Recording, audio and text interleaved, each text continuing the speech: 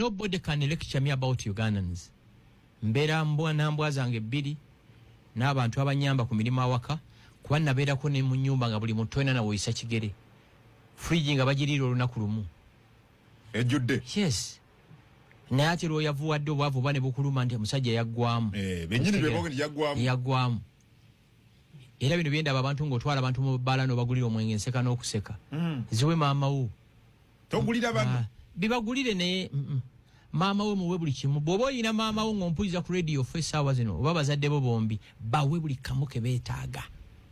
Maama bw'aba anywa ku kabbiya kamuwe, bw'aba mulokole kajuisa akanywe.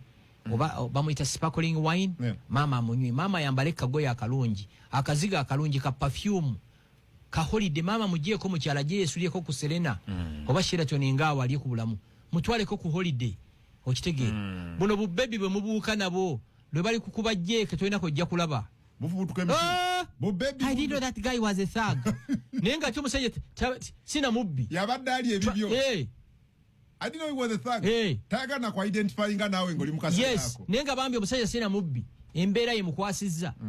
There are many innocent people bali mu makomero omu. Many. Sawe yabatayagala bagenti. Naka baby ko. A thug? Bw'oba toyagalako. Nkyogera nnyo bw'oba Bible yagamba, Yesu yagamba nti abali neegaana mu maaso g'abantu nange ndibeegaana maaso ga kitange. Ga kitange. Bw'oba tosobola kumbeererawo nga nfunye ebizibu, lwaki nkubeererawo nga mbivuddemu? Naawe odduka misinde bw'obivaamu. Baby, I didn't know.